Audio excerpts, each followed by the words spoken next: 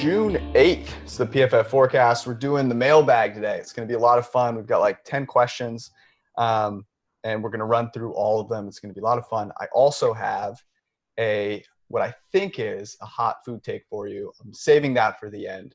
Okay. And we have a gift today, which is ESPN redrafted the entirety of the NFL, and it's glorious. So we're going to talk about that at the start. Let's rock.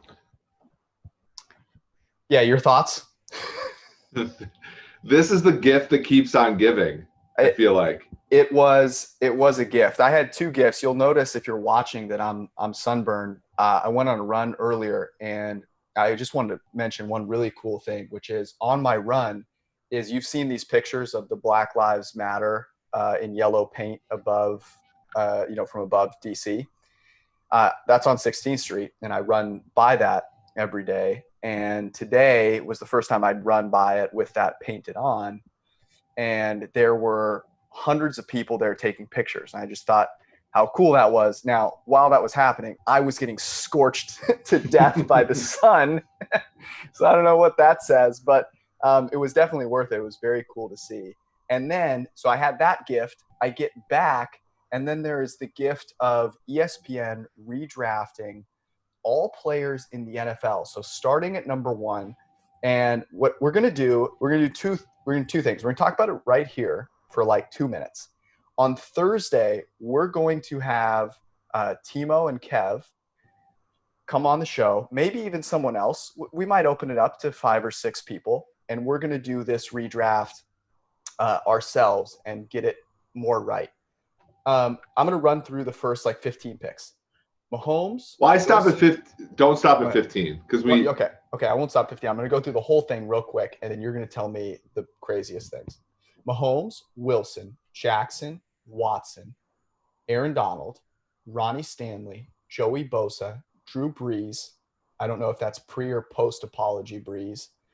Dak Prescott, Nick Bosa, Carson Wentz, Aaron Rodgers, Joe Burrow, Tom Brady, Drew Lock at 15 to Denver. At 16, Atlanta takes Matt Ryan.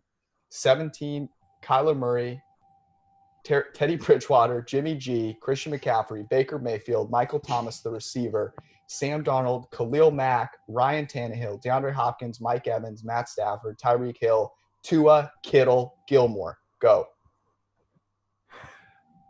The most offensive thing of this entire draft is that Drew Lock went ahead of Matt Ryan. How fucking embarrassing. Drew Lock was not even a top 15 pick in his own draft last season. Denver fans are like, oh, he had a 90 passer rating is league average. It's below league average. It's below league average. He averaged 6.5 yards per pass. Yeah, they went 4-1. They got gifted a win against the Chargers by the refs. They got blown out in Kansas City. They beat Oakland by a point at home. Stop. Matt Ryan is what? Matt Ryan is a borderline Hall of Fame quarterback who's still he is not at the end of the road.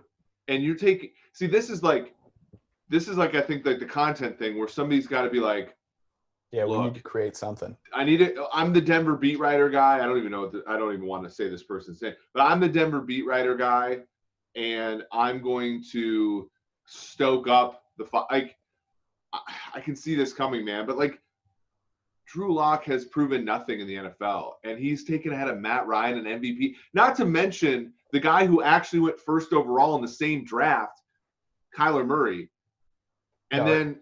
It's ridiculous. I think the second funniest one, and dude, I love Teddy Bridgewater as much as anybody. Yeah, But the fact that he went ahead of Jimmy G is just unreal. And Baker Mayfield. I mean, honestly, every quarterback taken after Teddy Bridgewater, I would have rather had than Teddy Bridgewater. The idea that you would take Tua at 30 and Teddy at 18 is absolutely comical. Now, you can make fun of every non-quarterback pick in this draft, and I get that Aaron Donald is the most dominant player in the NFL, but he plays defensive tackle.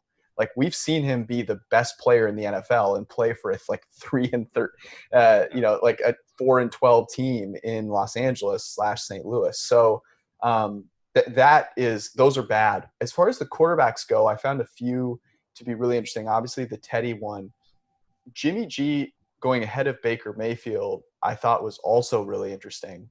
Would you like? How crazy is that to you? I think people are way too low on Mayfield. Agree. Our friend Aaron Nagler said he looks kind of like early career Favre last year. Wow. That's an interesting. I went back and I think my intuition served me. Now they did the 1993 Packers actually did make the playoffs, but Favre's line that year, 61% completion, 19 touchdowns, 24 interceptions. He led the NFL in interceptions that year. 2 years later, he's the MVP, right? Running a string of 5 straight 30 touchdown seasons. 6.3 yards per pass attempt, which is bad even back then. It's pretty interesting, right? Favre's first year, 92, 64% completion, 18-13 touchdown interception ratio, 7 yards per pass attempt. So there was that second year dip in Favre to the point where in 94, Holmgren was thinking of benching him for Mark Brunell. He gets out of that trial. Like, I think Mayfield, and granted, none of this guarantees that Mayfield will be any good, but it kind of, I think, gives us a little bit of a pause, right? It's better than somebody like Drew Lock, who has shown nothing so far and has no pedigree. I mean, he's a second-round pick, so, Mayfield's the first overall pick and had a good rookie season and struggled as almost every quarterback that's played for the Browns since Bernie Kosar did last year. When we do this on Thursday, do you think the first 32 picks will be quarterbacks?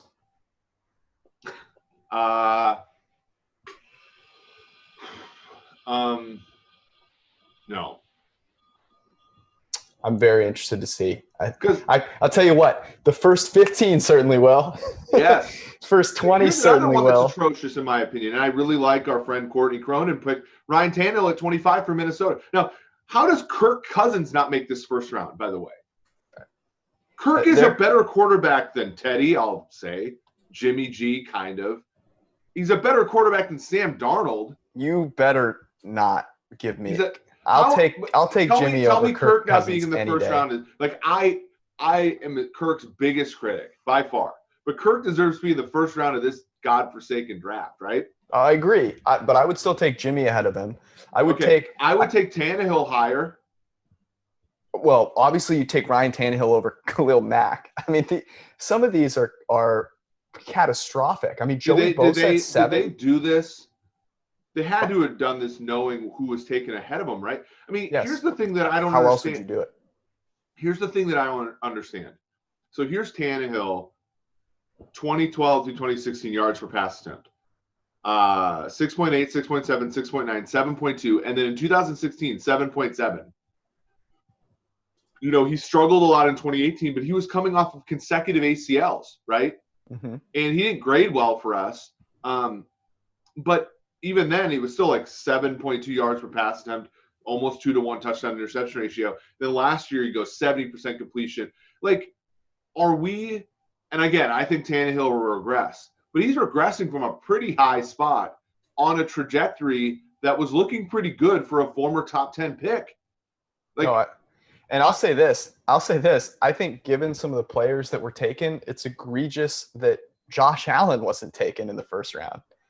Like, given the fact that you're willing to take Khalil Mack at 24, like Josh Allen, I'll take Josh Allen over that. Here's a question that I got for you about Tannehill, just to sort of center our intuition about this thing. What's Tannehill's career record? He has 98 starts.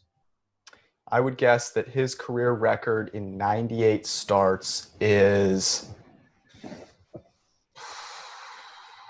man. I mean, I kind of want to go 500 and say he's 49-49. He's exactly 500.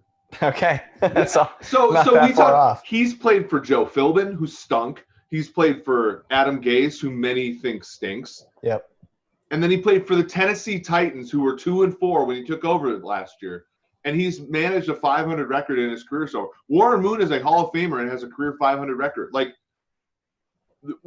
Tannehill, everybody thinks that this guy was like this wounded like Colt or something that like Arthur Smith propped up, when in reality, like, no, he's a very talented player. He had an outlier season that's probably not going to be quite as good. But what if he played like he did in 2016 this year? Do the Titans still make the playoffs? Should he be worthy of a higher than top 25? Should he be picked 10 picks behind Drew Lock? No, this is ridiculous.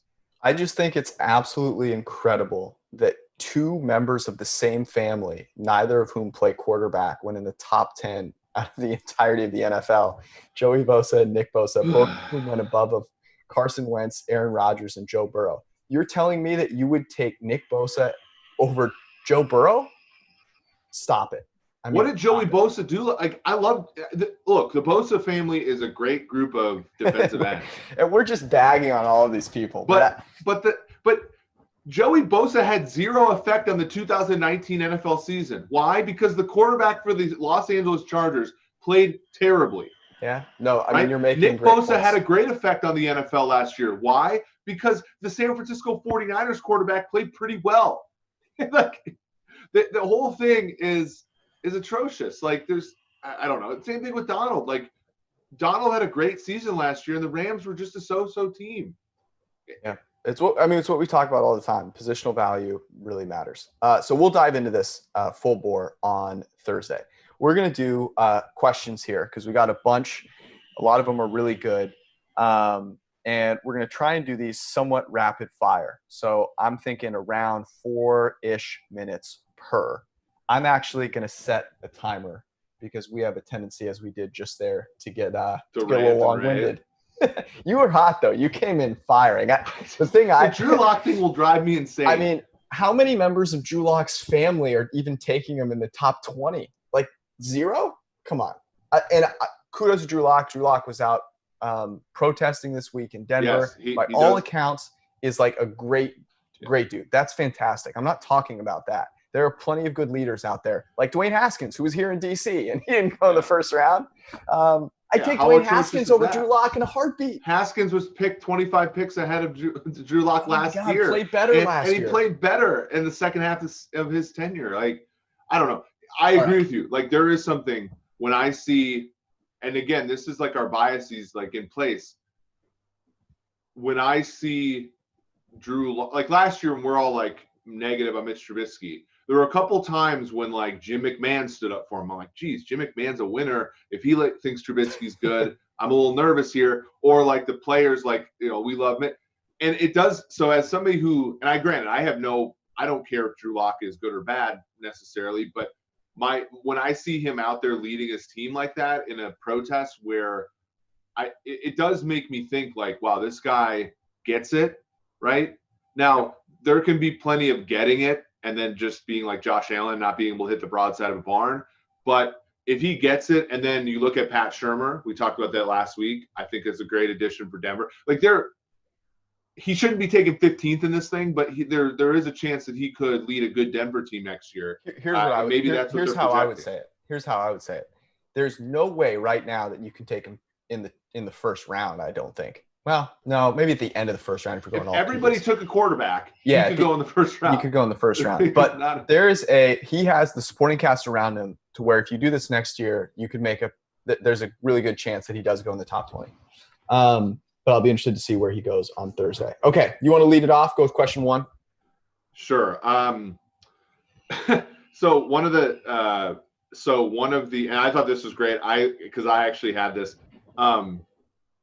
The players that we talked about that like we irrationally loved. Yes. Our friend Aragon posted in the iTunes comment section. Players I perhaps irrationally believe in. Antoine Smith has a career 8.6 yards per carry average. I don't know if that's the Antoine Smith that played for the Patriots when they won the Super Bowl, or the Antoine Smith that played for the Falcons. No, it's the Patriots one, isn't it? Okay. And then Andrew Hawkins, friend of at least the PFF NFL show and, PFF fan, and we're a fan of his, is literally unguardable. And this was my favorite one. because I totally believe this too, and I'm a Mhm. dime all the time safety transition to linebacker fiend.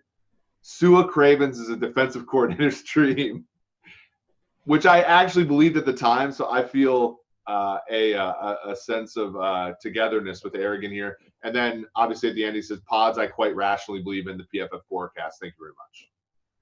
So the Antoine Smith one is great. That's of Falcons lore.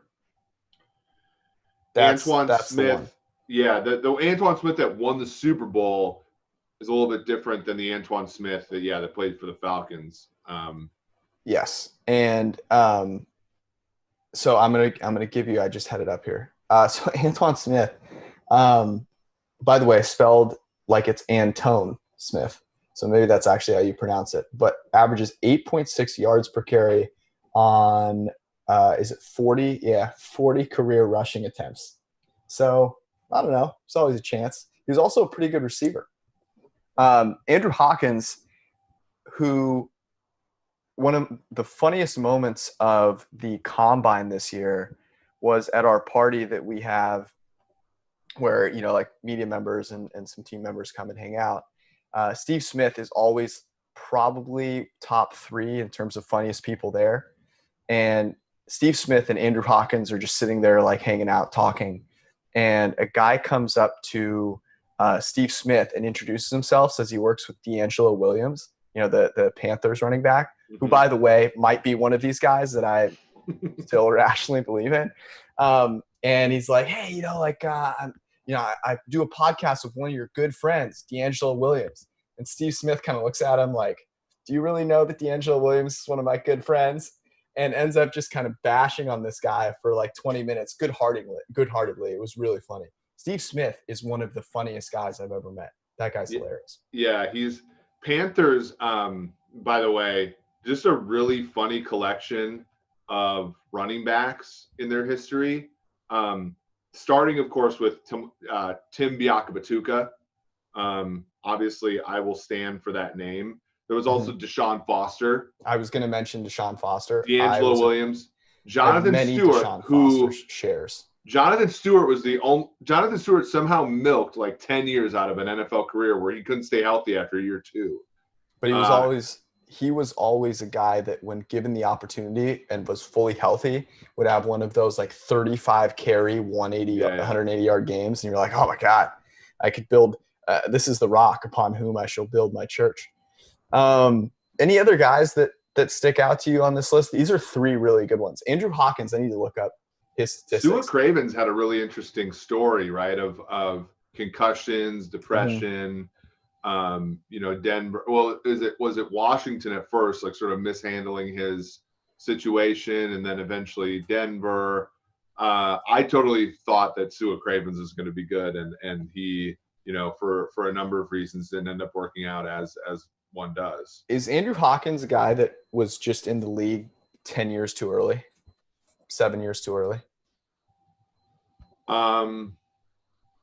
Yeah, I think so. Like, because right now, right, like little, smaller receivers are really like being thought of. I mean, Antonio Brown, as much of a weirdo as he's become, is like a catalyst for guys like Tyreek Hill. Smaller receivers are really are able to be number one guy. I mean, Steve Smith, the guy we just talked about, yeah. Not a prototype. And in fact, his first play in the NFL, he was a kick returner before he ever became a wide receiver. But now NFL wide receivers can be littler and still be number one guys. All right, next question. These are all, by the way, 5-star reviews on iTunes. So if you want to get your question read at some point later on this offseason, 5-star review in the comment section and we'll read it. This is by Hey Andy 23. Says, I've been a fan of the other PFF shows and came to this one about 2 months ago. Welcome to the promised land. And I love it. I know in the offseason, people have always talked worst to first and bet which team has the best chance. What are the 2 teams that you think are at risk of going first to worst in their division? This is a great question. Yeah. A fantastic question. So why don't we go alternating here? What's one that you think of? The Patriots. Okay, the Patriots are easy though, but so that's almost cheating because they get rid of the greatest of all time at quarterback and put in Jared Stidham. Yeah. So let's both Okay, have that but let's one set off to eliminate the some. side. Let's eliminate some. Okay. Jacksonville is too horrible for Houston to be a realistic choice here. Agree. Okay. The Ravens are too good to be considered a realistic choice here. Agree. The Chiefs are too good to be a realistic choice here. Yeah. I 2 years ago I would have said Philadelphia is too good to be considered a choice here, but I also think that some combination of the Giants and Washington is too bad to elevate themselves out of the basement. We're getting to my number one pick, which is the Green Bay Packers. Yeah. The Green Bay Packers have a wonderful chance of going first to worst. Okay. And I see the hate. I can feel it. The Green Bay Packers have a very devoted fan base. Aaron Nagler, shout out to you. But they are primed. They did nothing in the draft. They have a QB who's potentially like very pissed off. They were better than their record was last year. Matt LaFleur, who has appeared to be a leader during this time, whatever that means, apparently just like not saying that you wouldn't kneel during the national anthem classifies you as being a leader during this time.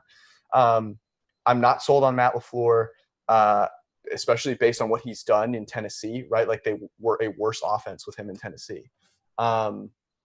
And that, that receiving core, and I expect some defensive regression there. So the Packers are my first choice. Yeah, that's an easy one. Not an easy one, but it makes a lot of sense. To go from first to worst is hard, though. It takes a really special concoction.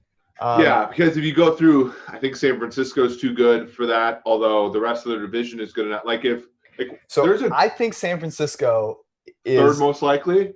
Yeah, I think they are likely. They could go like 8-8 and be a last place team, a la like the 08 Saints. I mean, for people that are new to this, like I'm from the Bay Area. I'm a huge 49ers fan, but I'm a realist. I'm not like one of these crazy people.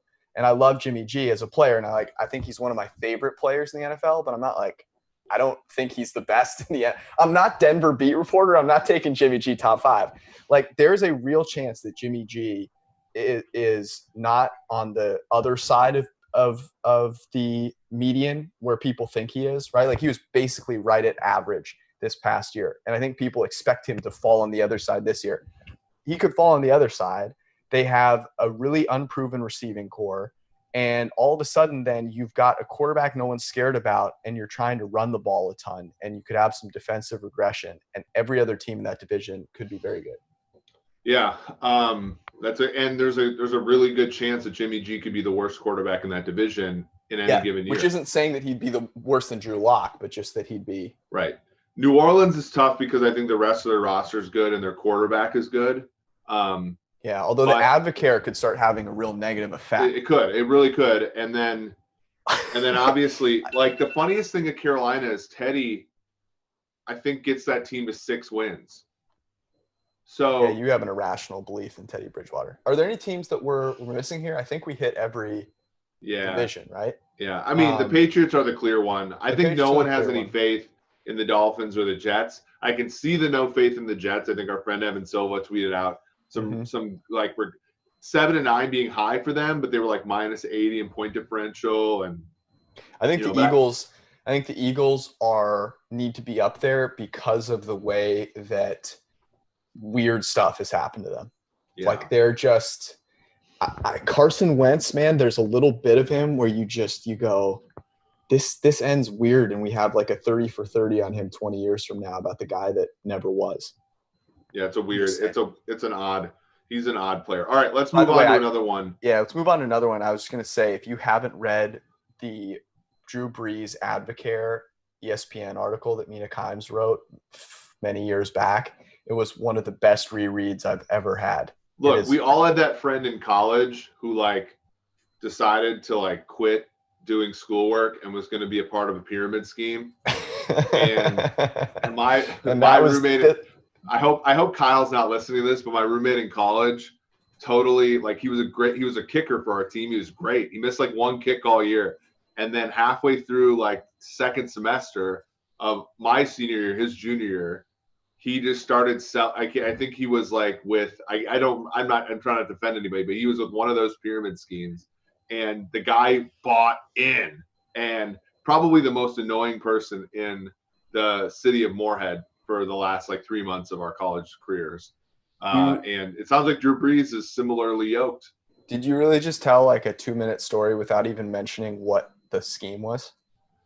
It was like Amway, or it was like Quick Star or whatever it was called, right? Like, and that was a tremendous build up to me. Like, yeah, I don't even really remember what it was. It was but like here's his name. Here's his zip code. I think it's actually pretty popular. I think that's like a popular pyramid scheme.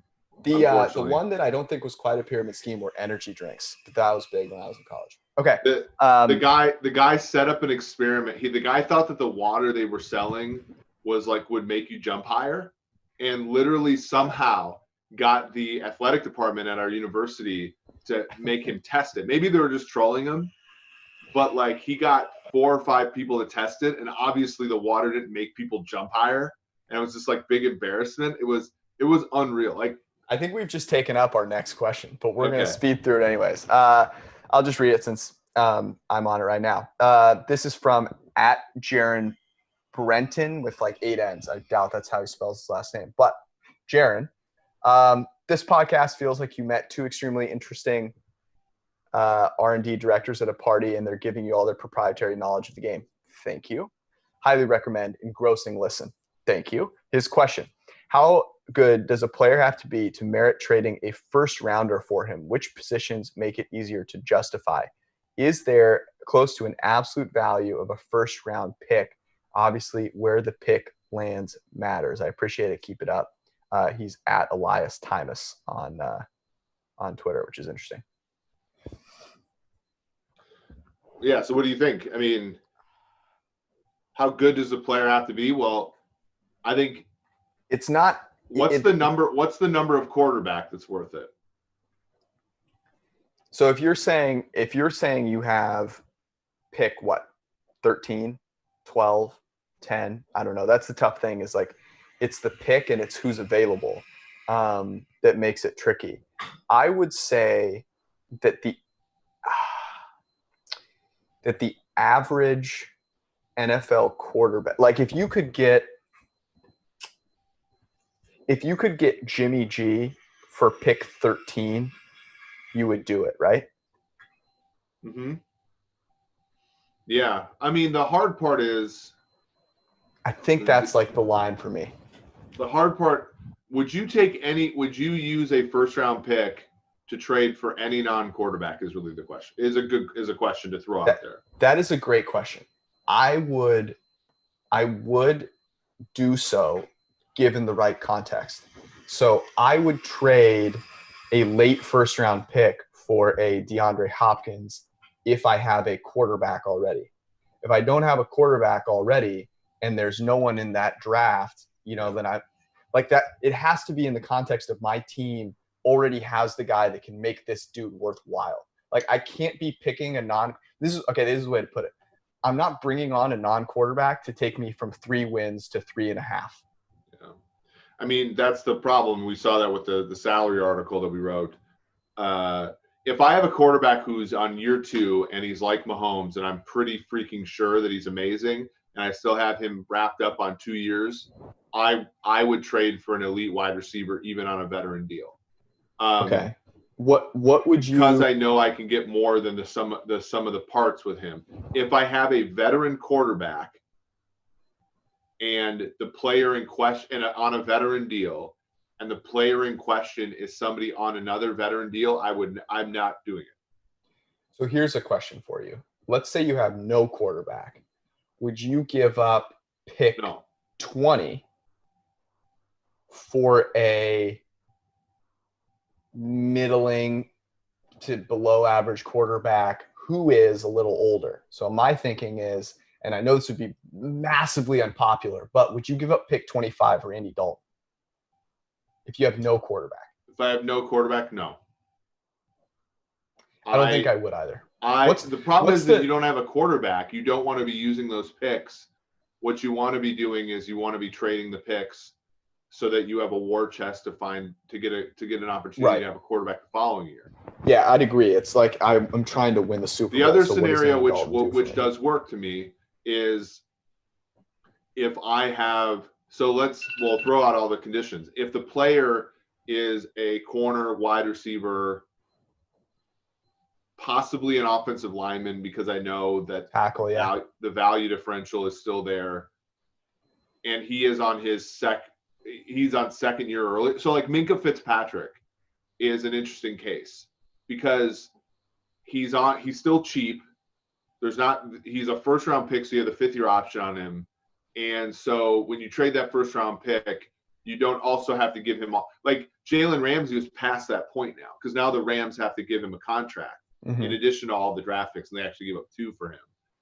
But you know what I'm saying? So it does matter where the guy is on his path. And I think the most important thing is where your quarterback is on his path. Well, that was the thing with the Steelers. Now, they kind of lucked into it, right? Their defense played so out of their minds that it worked out. The pick didn't end up being a top 5 pick when it totally could have been. All right, you ready to move on? Perfect. You got this one? Let's do, Cowboys analysis. Sock Fudge. This is coming from Sock Fudge. Yeah.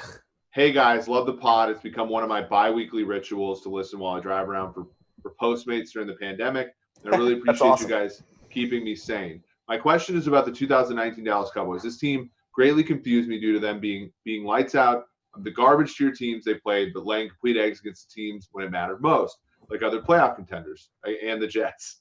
Do you guys weigh performances against good and bad teams equally? It seems to me while you need to beat everyone, your performance against the good ones should be weighed more when trying to predict the future. Thanks so much. Now, to answer this question, the PFF grades that appear in premium do not weigh anything any differently except for garbage time. Correct. So those are reduced a little bit. Now, the models that we build for things like WAR, fantasy, green line, the things that we talk about in terms of like, opponent adjusted stuff, will very much do that. The average person thinks that this matters more than it does, though. It does. Yeah. And because oftentimes you don't want to model a player's circumstances more than you model his ability. And in football, it's so noisy and so low sample that if you go too far and opponent adjusts too much, you lose capturing how good the player was. Or being able to be predictive. Honestly, it's more about prediction.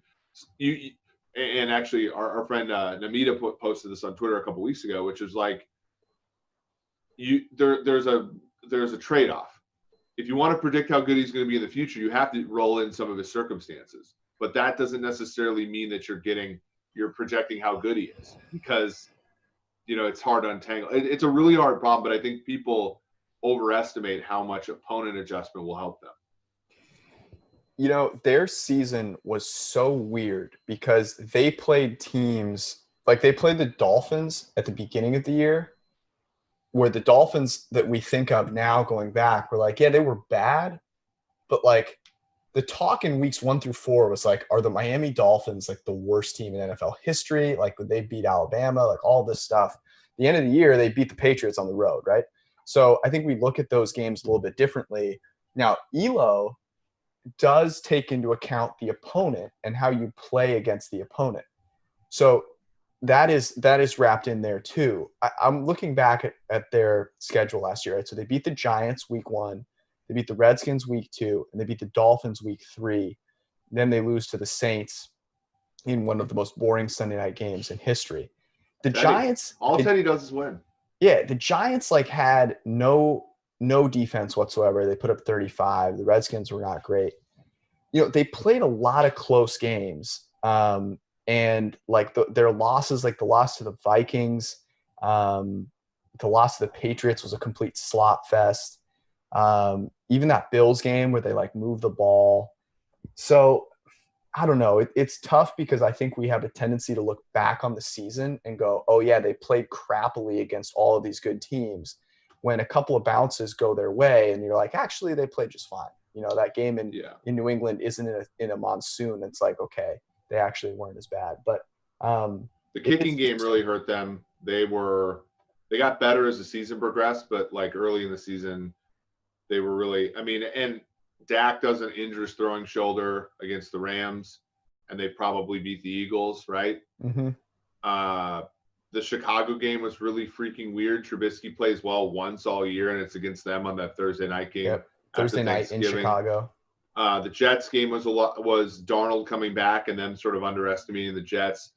The Saints game, they should have won the Saints game. Honestly, Bridgewater just has he has a Jedi mind trick on the scoreboard. And the Saints defense and the pass rush, if I remember correctly, played out of their mind. That Jets game, they moved the ball up and down the field and just could not score. Yeah. So, they also gave the ball to Zeke too much when Tony Pollard's sitting there at 8/10 of a yard of a carry more. So yes, very you true. Hate to see it.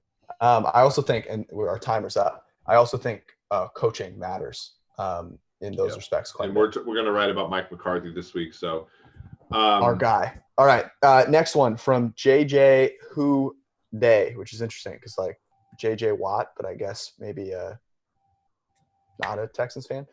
Easily one of my favorite podcasts. My question is related to a top subject of the pod, running back value. I understand the data of running backs not mattering, but when I look into the article that we published on PFF.com about college wins above average, the most valuable non-QB seasons are littered with running backs. This is way different in the NFL, and I was wondering if you guys could explain the difference at play there. Super topical because Travis Etienne is probably going to be like a top 10 pick next year and was valuable last year, according to wins above average. So you developed this model. Why don't you talk about it?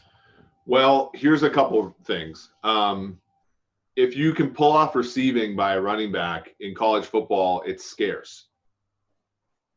So catching the ball in the backfield as a running back is something that will not get you a whole lot of value as an NFL player, but will get you some as a college player. So I'm just going to throw receiving out there. Receiving and blocking are more scarce out of running backs that are at the college level than at the NFL level. So anybody that can do that as a complete back will get some value. But even on top of that, running the football in college football it doesn't close the gap, but passing is less efficient for most teams and more scarce, frankly. So the differential between running and passing is not as high. And then the ability, it's less of a scheme thing and more of a talent thing in running the football in college. So if you have that talent thing above and beyond other players, then it's going to show off more. That's exactly what I was going to say. The thing about the NFL is that with 32 teams, you condense the running back space quite a bit. And it's easy to find 32, 50 pretty talented guys over the course of, say, 4 draft classes. But in one college season with 132 teams out there, that is a lot. Those are a lot of running backs. And you can separate yourself and gain some value, especially, as you said, when passing is a little less efficient.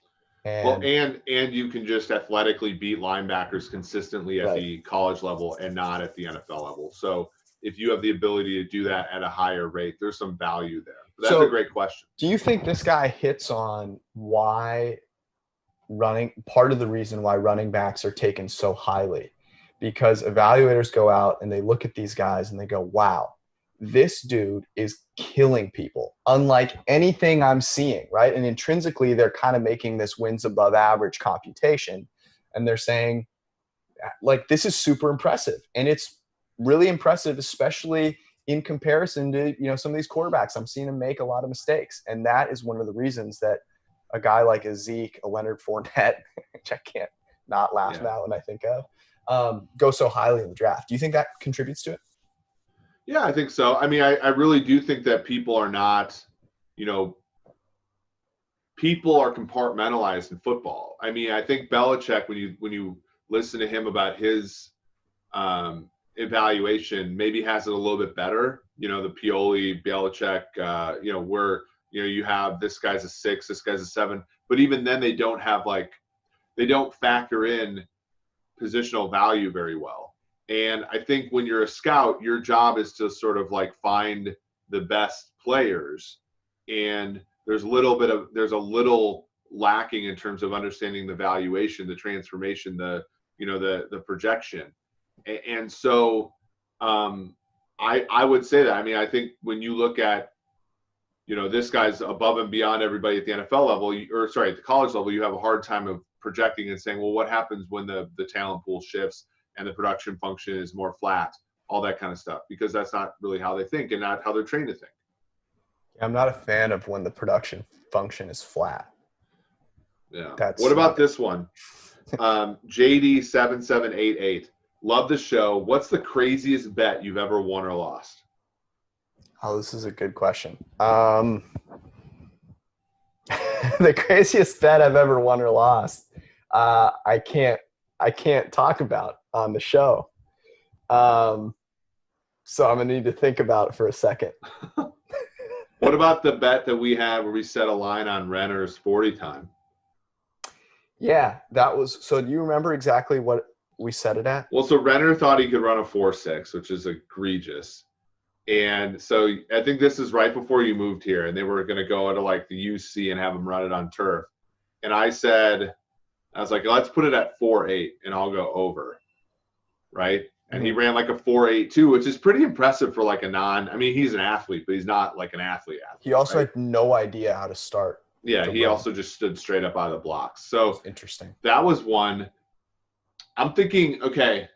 Give me you bet a lot of the craziest bet I ever won was probably Jameis Winston to win the passing yardage title. And I think it was like 20 to 1 or 25 to 1 or something crazy like that. That's probably it for me.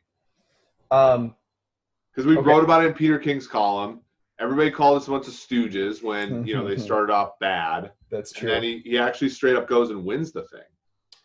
The craziest bet I think I've ever won from a sports perspective was the Falcons-Patriots Super Bowl. So I bet a lot on the Patriots in many different ways to start before the game happened. And at halftime, I'm like, I've got nothing to lose. And so I basically doubled down and got some pretty incredible odds and made a lot of money on that Super Bowl. That was like during the Chiefs-Texans game, right? Where like the best, plus 300 in game, plus 400 in game, and then So this was a great question. I am a little bummed that I really want to tell this story. I need to think about it. You got to find a way to tastefully. Yeah, I got to find a way to talk about it because it is funny, and I bet there are some similar ones out there. So what I was going to say is let's do a little segment. Maybe this becomes an actual segment.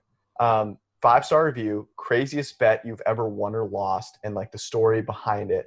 I will read them out next week on the show. That was awesome. It's a great question. I'm trying to think of some others here. Do you remember why Mike Ayers chugged a thing of cocktail sauce? Oh, insane! No, I just think honestly love Mike to death. I think he was just trying to fit in. What was it, Tyler? Tell me again. That's right. Tyson. It was the Tyson Fury fight. He bet me. By the way, shout out to Tyler Sopchik, who's the greatest producer in the game. Deontay Wilder, Tyson Fury, and Mike Ayers, sucker for, looks, took Deontay Wilder. Idiot. All right. This is I have to read this one because this one's really funny. This is from Hogman Hogland or something like that. You can't put that many letters. Hogman in Hogland. Yeah, this is a great one. I can't read that from here. The intro is just incredible. Hey, I'm a vegetable farmer, Packer fan. Love the show. Listen every week in the fields. We are intensive farmers growing many different crops in a small area. Kudos to you. You do some stuff that's pretty labor intensive. Been considering the use of efficiency metrics to evaluate crops. Smart. For instance, square foot days, dollar value per of crop per square foot of planted space, and how many days those square feet are occupied. Systems are complicated, so there are a lot of other variables, but it's fascinating to consider. We can use that info to best use space. I would guess that this is saving people's like ability to farm, right? Like if you can use math, there's got to be a huge advantage for you, right? Yeah, I mean it's not unlike the stuff that we try to do. It's just that the stakes are higher, but I mean you do everything right, and even then it's subject to a substantial amount of noise, whether that be weather or the prices and all that kind of stuff. But yeah, I mean you give yourself the best chance. So he said, either way, that's not my question. Thank God, because I had nothing to add on farming out of my area of expertise. I'm considering the Packers and Chiefs getting high round running backs. Packers feel good about their developing receivers. He lists them out. The Chiefs are in the same type of situation, except their receivers are actually good. Good point. That was the previous timer. Maybe teams that are trying to win now are drafting cheap young talent at running back who can come in and play early and have success, not wait 1 to 3 years for development of more valuable position players. Obviously not achieving maximum value from those draft picks, but sort of playing it safe to get someone who can contribute right away for a cheap price. Any data to suggest that this makes sense? Is there good data on what WAR, rookie wide receivers, and tight ends contribute in years 1 versus running backs? Are receivers more valuable in 1 or 2 year window? And if so, how often are they more so? Yeah, this is a great question because I think, 10 years ago when the bar for being a starting wide receiver in the NFL was playing every snap, 2 wide receivers playing all the snaps and 3rd and 4th wide receivers playing some subset of the snaps. It was far more intelligent, I think, to play, running backs have always sort of been committee guys. Even, the best guys would come in 1st and 2nd down, you get a 3rd down back. Mm-hmm. Now receivers and tight ends are more mix and match guys. So when you bring a guy in, I think Timo wrote about this, like the learning curve isn't as steep as people think. And it's because you can play a bunch of different sort of roles at receiver and still be effective even if you aren't perfect. That's always been the truth about running backs. So that's a good point. I understand what the question is, and I kind of get it. The problem is my issue with the Chiefs drafting running back in the 1st round isn't what Clyde Edwards-Helaire will be to the team this year. My concern is what happens if he's awesome and then they give him a contract. His 2nd contract is to me is his biggest concern, right? The biggest risk. Well, if you're a Kansas City fan is, and the opportunity cost of drafting it because you need corners, you need receivers, you need O-line, all that kind of stuff. But I was going to say this, though, which is like you're not necessarily getting these guys for cheap. When you spend a 1st-round pick on these guys, you're paying them a lot of money. And let's go to our friends at Over the Cap here and look at this. That was the thing that came to mind is like when you take a guy in the 1st round and you go, oh, yeah, he's going to be cheap. That's if it's a position like a quarterback or a tackle or a receiver. Saquon Barkley is the 8th highest paid running back right now. And Leonard Fournette is the 9th highest paid running back. Yeah. So I mean, it's not the truth at other positions. Yeah. I mean, it's a little lower. You look at 4-3 defensive end. So let's look at Nick Bosa. Nick Bosa is paid less than Shaq Lawson, Leonard Floyd, Mario Addison, Jerry Hughes, Justin Houston, Ryan Kerrigan, Jason Pierre-Paul, Kyle Van Noy, Preston Smith, your boy, Brandon Grant. Like the 2nd overall pick spent on a defensive end, there's value there in the sense that the dollar differential for a comparable player is huge. Where at running back, it's just simply not there. You're getting a great back in Barkley, but you're paying for it. And I mean, people always have this cutoff where it's like, okay, I'm just going to look at 1st-round wide receivers and I'm going to exclude all the others. But like there are worlds where, your 1st-round guy is the Terry McLaurin or AJ Brown from last year. And so you want to take shots on guys that can be valuable at the receiver position because in that 2-year window, in that 1-year window, do you know exactly what McLaurin or AJ Brown's WAR was last year? I want to say it was half a win, close to half a win, pretty high. Yeah. So like that's going to be far more valuable than like 2 seasons of Clyde Edwards-Helaire. Yeah. Which is kind of what the question was about. So that's a good question. Shout out to you being a vegetable farmer and a Packer fan. That's That's impressive. Look, there's the what was this? The reputation of people in Green Bay, people in Wisconsin not eating vegetables. He's going against it. I was going to say, what favorite vegetable? What is it? Kale. Kale's got that bitterness to it that's amazing. Yeah, kale's great. Every day I have it. All right, let's go to Horse Beans 11. This is a long one as well. I love the pod and absolutely love hearing you guys when you show up as guests on other quality NFL shows. Thank you. Appreciate it. And live with Collinsworth and other PFF personalities. We got to get Chris to call in, by the way. Yeah, we do. Question.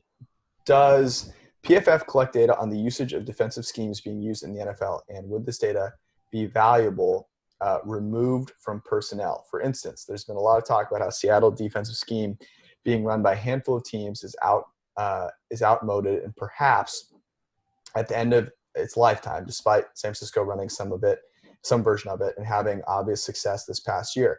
But you can also look at the Chargers and the Falcons and see it getting beat on a regular basis. How many teams are still running it versus, say, a Tampa 2 or what New England is running? I love that you can't really characterize that. Is there enough data to determine if there's a big difference in defensive metrics when comparing those systems, or perhaps looking at the effectiveness of a 3-4 front versus a 4-3, et cetera? I'd love to hear your guys' thought process here.